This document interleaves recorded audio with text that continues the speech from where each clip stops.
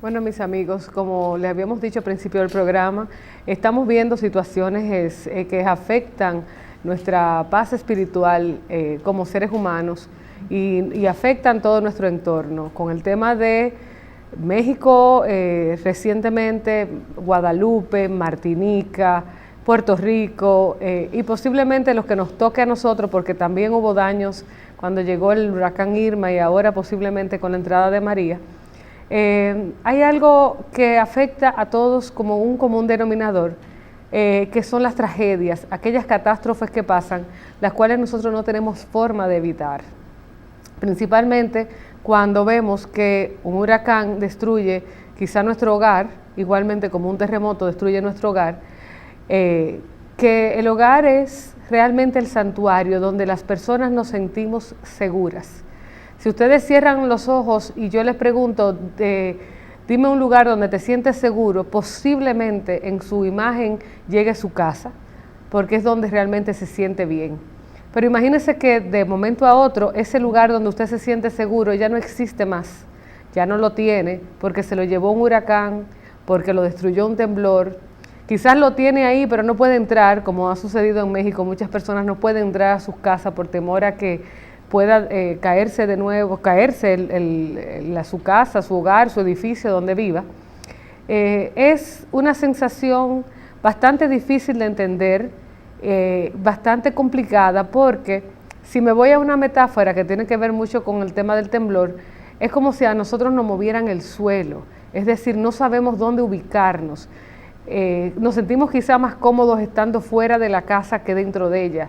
Y créame, estar en la calle, dormir en la calle toda la noche porque no puede entrar a la casa es algo que nos llega y nos perjudica como seres humanos porque no tenemos ese sentido de seguridad, se nos fue. Y hoy le traje el tema de las emociones después de las catástrofes, porque cuántas emociones nos embargan a los seres humanos al momento de nosotros enfrentarnos a algo que no podemos evitar. Y esto es sencillo, si a usted lo asaltan, usted tiene a alguien a quien echarle la culpa. Usted le echa la culpa a la delincuencia, al hombre o a la mujer que lo asaltó, al gobierno. Siempre hay alguien que usted le puede echar la culpa. Pero cuando ocurre un terremoto, ocurre un huracán, ¿a quién le podemos echar la culpa? No tenemos a quién.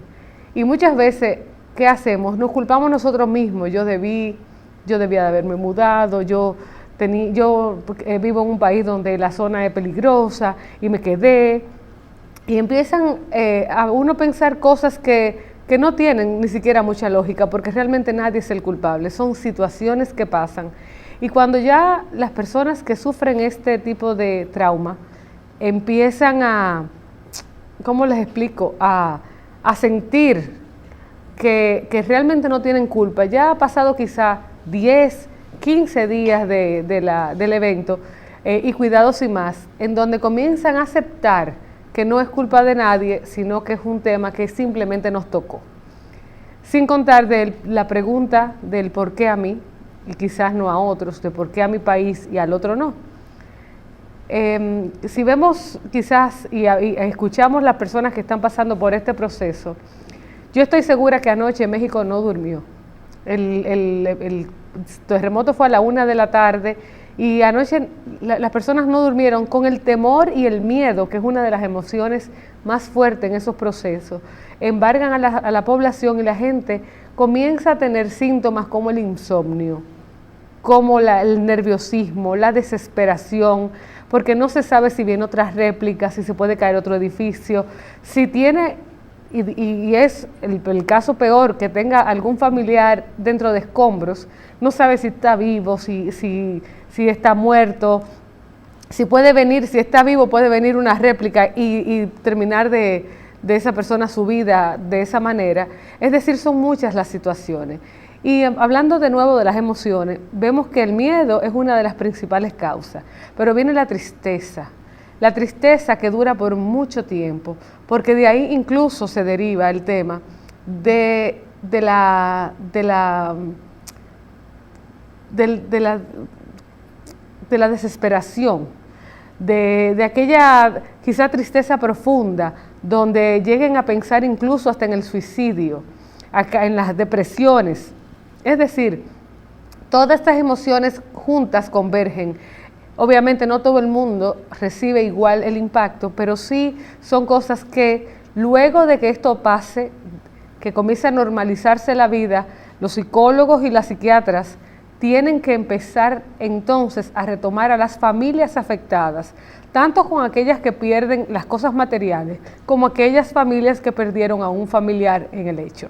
E incluso aquellas que no perdieron nada, también pueden necesitar ayuda porque el insomnio, como hablé ahorita, el nerviosismo, la desesperación, el miedo a que ocurra de nuevo, el miedo a que le pase a ellos, la repetición en su mente de lo que vieron quizá en su vecindario, le puede perseguir durante mucho tiempo, y ese mucho tiempo pueden ser 6 meses, 1 año, y cuidado, depende del tratamiento que esa persona reciba. Ahorita hablábamos del tema de que las emociones dominan, el pánico puede dominar a mucha gente, principalmente cuando ven que algún familiar, un ser querido, está sufriendo de esa manera. Y es muy peligroso, por eso hay que mantener mucho la calma, y las autoridades a veces no dan información. ¿Por qué? Porque en estos casos las informaciones que llegan pueden ser rumores que perjudiquen al que está esperando por alguna información, o pueden ser veraz, una información real que en el momento no es la oportunidad no es el momento oportuno para dar ese tipo de información. De hecho, veo que a veces los presidentes de la República te dan datos no muy concretos, sino muy generales en esos momentos, porque no quieren todavía que la población comience a especular de que él dijo que eran 200 muertos y van por 568. En las calles se ven muchos rumores y es importante mantener la calma, no escuchando los rumores que se van originando solitos, porque siempre eso ocurre en todos los países y en todas las situaciones de catástrofe.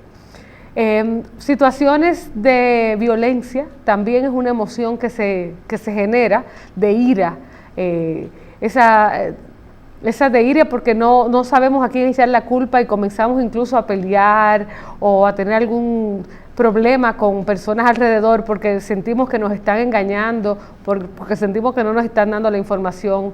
Esa ira que vemos a veces que le echamos la culpa a los socorristas o al gobierno porque no están haciendo su trabajo, o la ira que se siente al tener la impotencia de poder ayudar y colaborar como uno quisiera porque no tiene las herramientas o la fuerza necesaria para lo que se requiere en ese momento.